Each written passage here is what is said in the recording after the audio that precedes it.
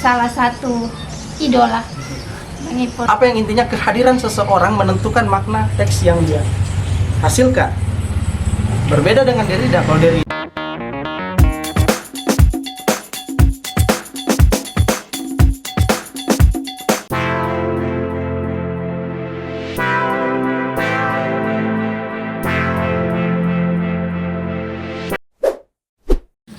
Assalamualaikum warahmatullahi wabarakatuh. Kembali lagi di Anggun Ihsan Channel bersama saya Anggun Sapitri dan Bang Saiful Ihsan. Kita kembali ke konten bincang buku, dan buku yang akan kami bincang, yang akan Bang Ipul bincang kali ini adalah buku dari Cak Nun M.H. Ainun Nadjib, salah satu idola Bang Ipul, seorang ini pakai penulis PC-nya. esai. Pakai PC Cak Nun ini sekarang. Iya, di video-video kami itu sepertinya baru satu kali, ya. Sepertinya baru satu kali membincang buku Cak Nun. Dan kali ini kami akan membincang lagi buku ini. Tapi mungkin ini bukan disusun oleh Cak Nun ya. Bukan disusun oleh Cak Nun, tetapi hasil dari ceramah-ceramah beliau. Ya, yang ada humornya. Yang ada humornya. Oke. Jadi ini yang akan dibincang oleh Bang Ipul, bagaimana isinya, apa yang ada di dalam buku ini. Judulnya Urusan Laut Jangan Dibawa ke Darat. Ini sudah sering kita dengar, tapi bagaimana kalau versinya Cak Nun? Ya kan? Oke, saya silakan ke Bang Ipul untuk membincang bukunya. Ya, baik. Assalamualaikum warahmatullahi wabarakatuh. Betul ya bahwa buku yang ada di tangan saya ini itu bukan buku yang ditulis oleh Cak Nun, walaupun di atas ini ditulis M.H. Ainun Nadjib ya, atau Cak Nun. Tapi ini bukan buku yang ditulisnya, melainkan ini adalah buku yang berhasil mengumpulkan bagaimana humor-humor yang dihadirkan oleh Cak Nun di setiap sinau bareng ya, maiyahan.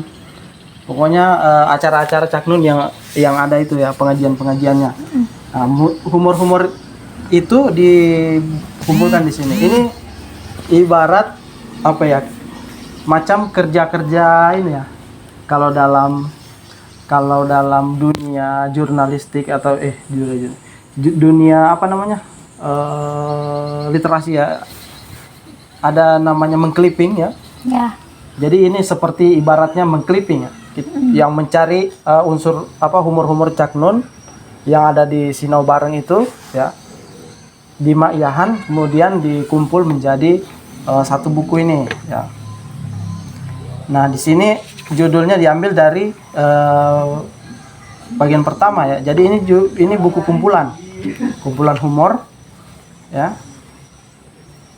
Di sini tuh judulnya yang pertama, ya Allah, Urusan Laut Jangan Dibawa ke Darat. Jadi sebenarnya tidak jauh beda dengan cerita-cerita yang pernah kita dengar. Dan memang sebagian besar cerita-cerita humor dalam buku ini itu yang sudah masyhur kita dengarkan ya, sudah istilahnya sudah akrab di telinga kita. Kemudian dipentaskan ulang, itu melibatkan tokoh-tokoh atau latarnya itu ya, orang-orangnya itu orang-orang Madura ya. Entah kenapa Cak Nun mengambil di sini ya, rata-rata kalau tidak menyebut semuanya ya, itu orang Madura, yang diceritakan oleh orang Madura. Entah mungkin pengajian yang diadakan di Madura, atau mungkin yang jelasnya Cak Nun itu punya ikatan kedaerahan dengan daerah Jawa Timur ya, tidak terkecuali juga dengan Madura. Makanya cerita di sini itu dominannya menyebut orang Madura.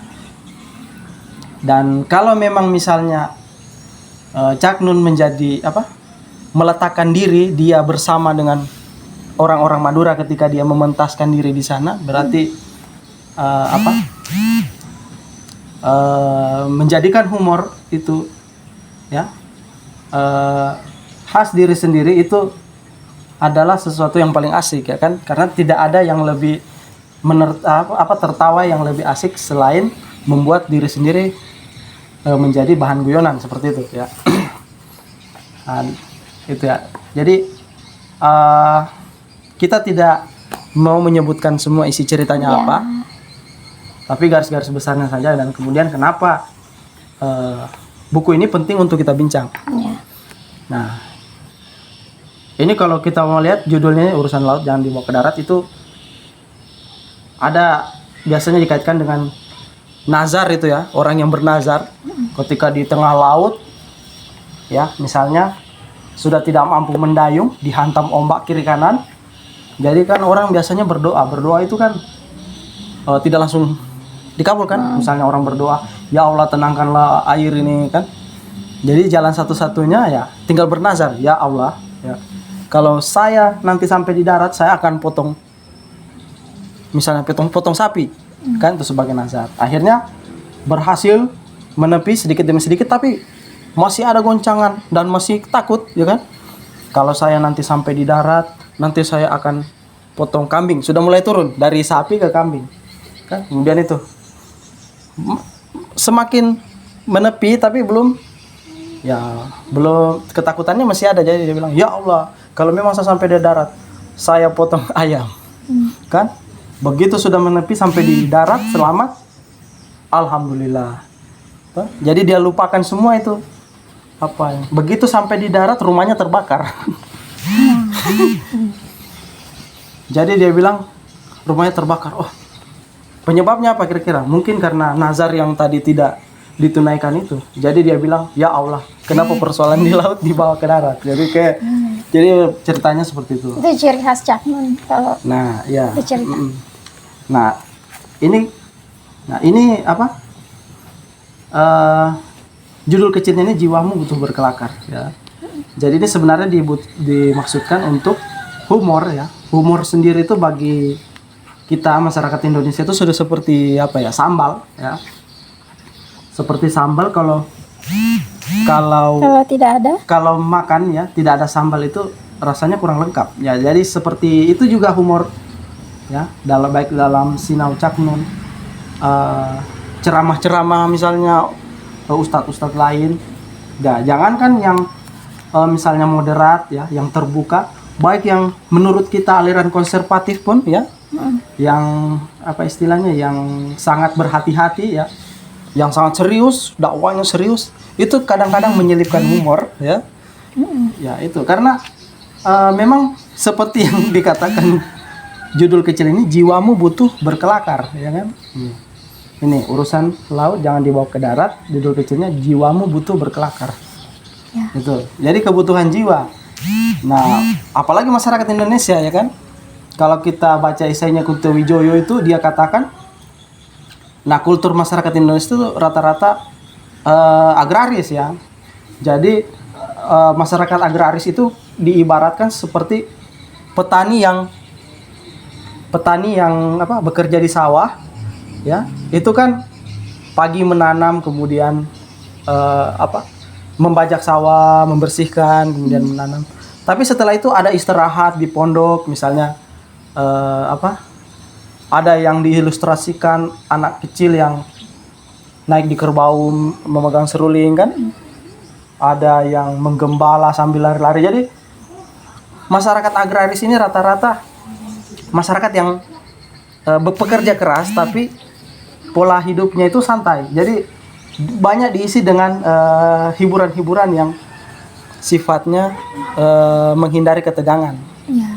Jadi seperti itu ya. Beda dengan masyarakat Eropa yang kita lihat itu sibuk ya. Tiap jalan itu tidak bisa lepas dari waktu ya. Harus jam sekian sudah harus sampai di sini. Jadi sibuk sekali ya. Tidak ada waktu untuk ini, tidak ada waktu untuk itu. Jadi semuanya diprioritaskan untuk misalnya ekonomi dan industri. Pekerjaan. Pekerjaan. Jadi seperti itu.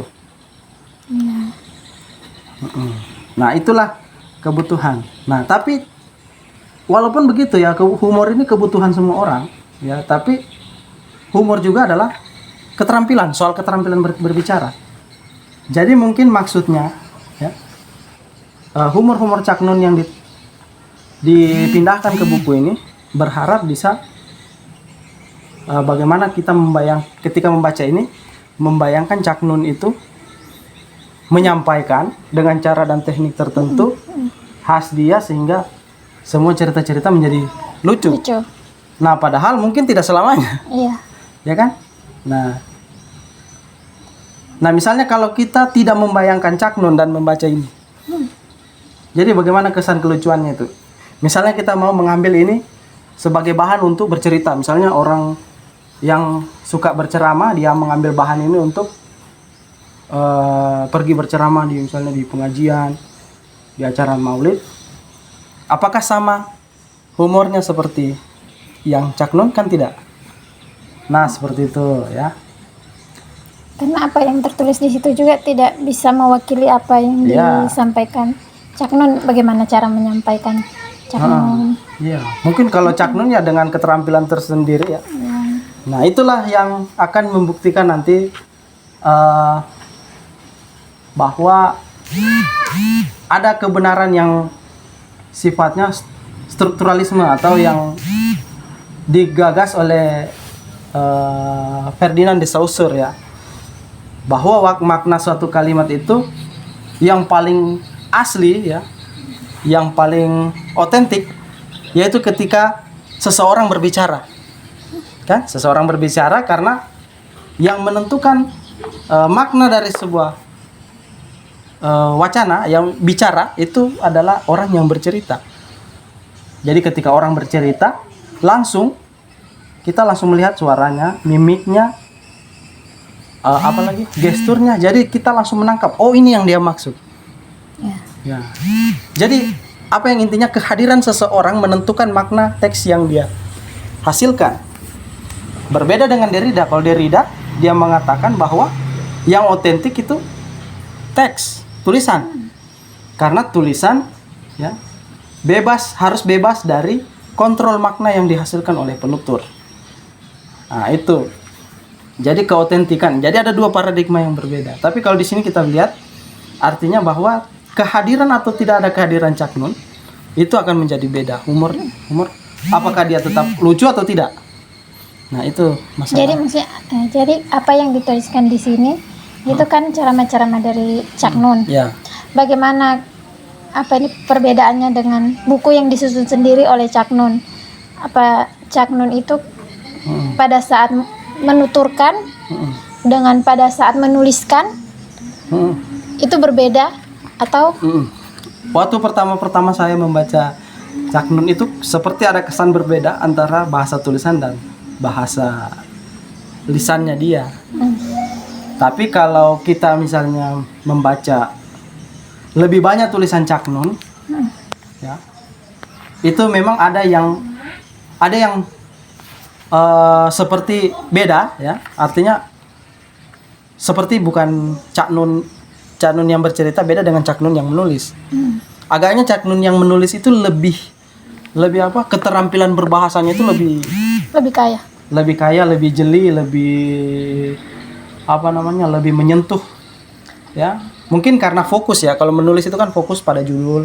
Atau mungkin karena perbedaan ini penonton. Audiens. Iya, audiens. Itu juga beda dengan pembaca. Bisa mempengaruhi. Kalau audiens kan dia lebih banyak berinteraksi, jadi bahasa yang dikeluarkan juga bahasa yang sederhana. Bahasa daerah kan apalagi banyak khas Jawa ya. Itu khas Jawa. Kalau di buku kan cenderung bahasa Indonesia. Jadi kita istilahnya ada perbedaan, memang ada perbedaan tulisan dan lisan. Nah, itulah yang menjadi beda fokus antara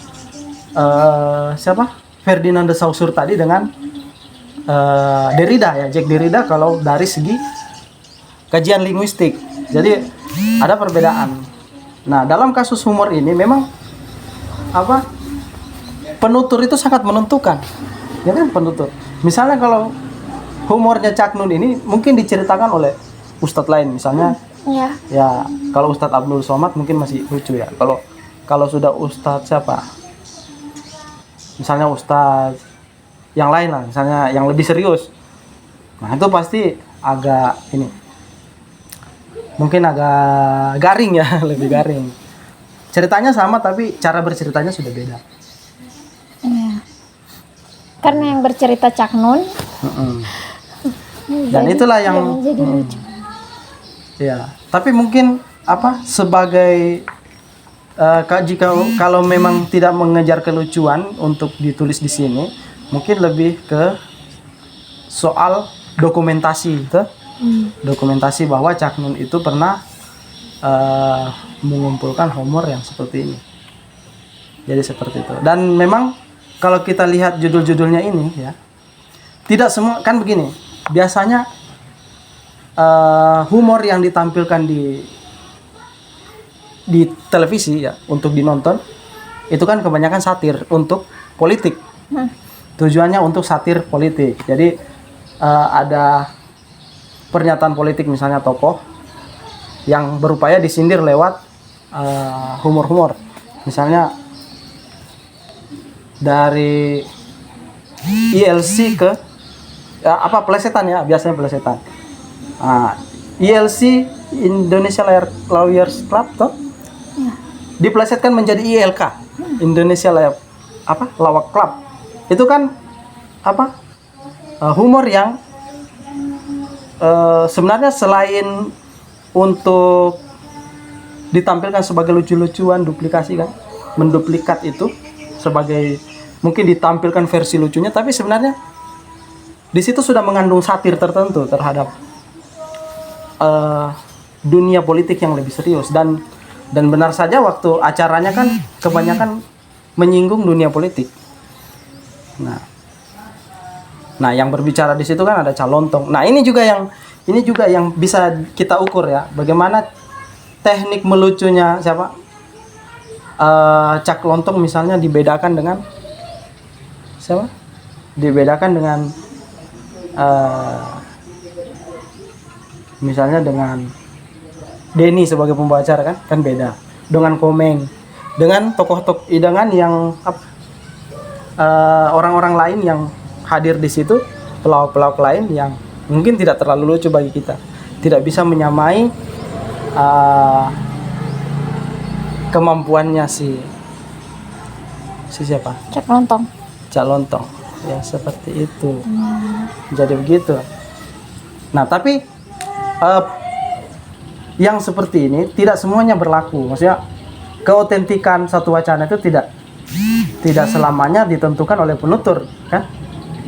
Nah, teks yang dihasilkan oleh penutur, ya kita sudah kajian linguistik sebenarnya. Ya, ini filsafat strukturalisme ya. Jadi ketika wacana dihasilkan seorang penutur, wacana itu bisa lebih lebih bercerita tentang keseluruhan daripada apa yang dituturkan. Misalnya si penutur ketika dia berbicara, dia menyembunyikan ideologi di belakangnya, dan itu bisa diteliti ketika meneliti teks-teks yang dihasilkan. Nah, misalnya Cak Nun ini kan ketika dia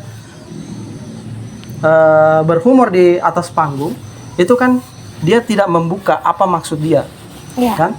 Yang ditangkap adalah orang dari intonasi suaranya, dari apa-apa yang disebut, siapa yang dia singgung dan lain sebagainya. Tapi ketika jadi teks, ini bisa dilacak soal sebenarnya satirnya ini lari kemana, kan? Atau bisa dia lari konteks kemana. Jadi makanya Derrida bilang teks itu pengarang mati pada saat teks dituliskan. Jadi seperti itu. Ya. Nah, ini karena pakai ini sepertinya mewakili ya apa yang dia sampaikan, karena di sini memang ada cerita tentang Cak Nun sendiri, Cak Nun dengan Gus Dur. Tapi menurut saya ada cerita yang lucu di sini, yaitu judulnya Pelupa ya. Mana itu? Begal dan Pelupa. Ya. Begal dan Pelupa. Jadi ada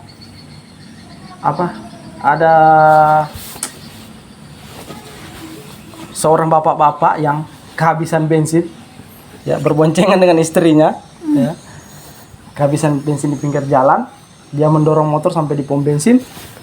Jadi dia tanya sama petugas pom bensin, kok sunyi? Biasanya rame kan di sini bagian sini, orang isi bensin rame. Dia bilang akhir-akhir ini ada begal pak. Oh begitu, jadi sunyi. Iya. Jadi gara-gara cerita begal, jadi dia cepat setelah diisi bensin, dia langsung cabut. Gas tidak lama, sekitar berapa puluh meter ada yang di belakang ikuti. Berhenti begitu. Dia tambah gas. Dia tambah pacu kendaraannya di belakang. Oh. Jadi dia sudah mulai berpikir dalam hati, oh mungkin betul itu cerita yang di sini ada begal. Jangan-jangan di belakang saya ini begal. Jadi dia balap di belakang lebih mengejar, dia gas juga. Akhirnya motor di belakang karena lebih cepat ya, lebih laju. Jadi akhirnya, Pak, saya bukan Pak, berhenti. Dia lihat, oh ternyata petugas pom bensin tadi. Dia berhenti menepi. Dia bilang, kenapa Pak? Dia bilang, kenapa Bapak? Saya suruh berhenti dari tadi, tidak mau berhenti. Dia bilang, saya kira begal tadi kan Bapak cerita begal. Dia bilang, tidak. Saya cuma mau bilang istri Bapak ketinggalan di pom bensin. Jadi gitu. Nah itu kan apa? Nah itu bisa jadi cerita yang lucu walaupun yang bercerita bukan Caknon. Jadi ya memang ada yang subjektif dan objektif. Nah itu ya. Jadi bukan hanya tergantung keterampilan orangnya, tapi juga bisa jadi di humor itu sendiri ketika dijadikan teks dan misalnya apa istilahnya direduksi ya. Cara menyampaikan caknun, cara menyampaikannya caknun itu kemudian direduksi ya. Mungkin kata-katanya diganti, dipoles sedikit. Itu mungkin bisa lebih lucu dari caknun. Nah, itu mungkin maksudnya Derrida ya. Maksudnya Derrida. Nah, ketika misalnya orang berbicara kita rekam, orang berbicara kita tuliskan, itu akan berbeda. Ya, kalau misalnya apa yang dikeluarkan sesuai dengan bunyi yang dia tuturkan, atau misalnya kita mengejar maksud apa yang dia ingin disampaikan. Jadi maksud yang disampaikan tapi kita poles dengan kata-kata. Jadi seperti itu, ya. Oke. Jadi selebihnya buku ini sebenarnya enak untuk dibaca ya. Cuman karena mungkin bagi kita humor-humor di dalam ini sudah akrab di telinga, tidak asing. Jadi mungkin agak biasa. Kalau teman-teman yang baru mendengar bahasa ceritanya ini lucu sekali.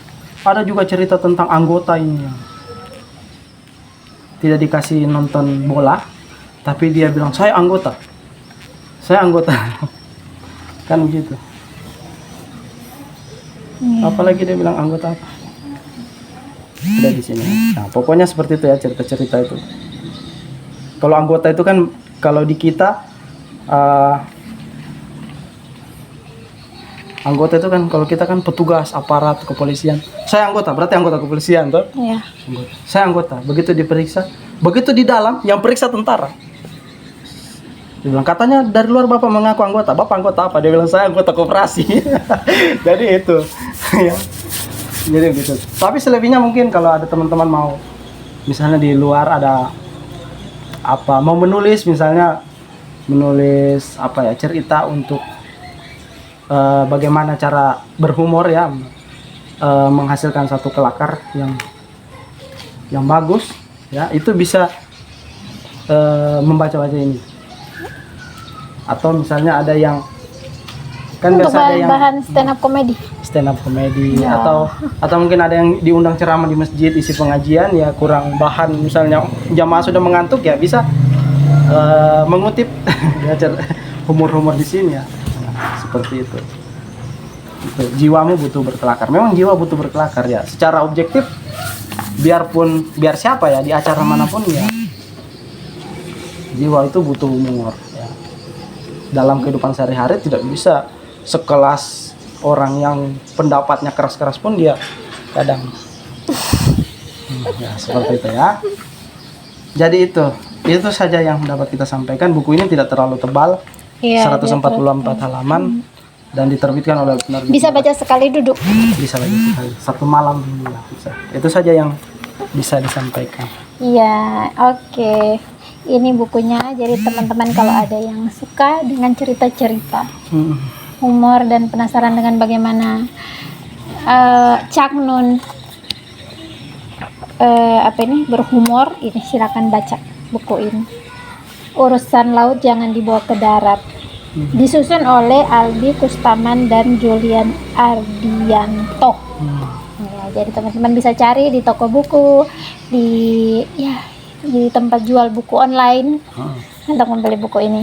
Dan untuk buku dari Cak Nun sendiri nanti mungkin kita akan bincang lagi ya. Ya, masih ada beberapa buku Cak Nun lagi yang nanti akan kami bincang. Dan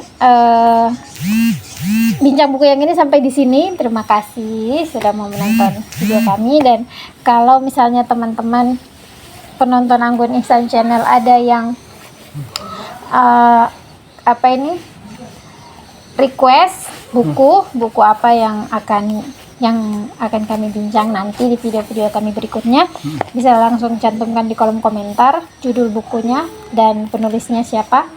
Nanti akan kami adakan dan akan kami bincang di channel ini. Oke, akhirnya kami ucapkan terima kasih banyak sudah menonton video kami. Kritik dan sarannya tetap kami tunggu untuk membangun channel kami. Kami ucapkan selamat membaca, salam literasi. Assalamualaikum warahmatullahi wabarakatuh.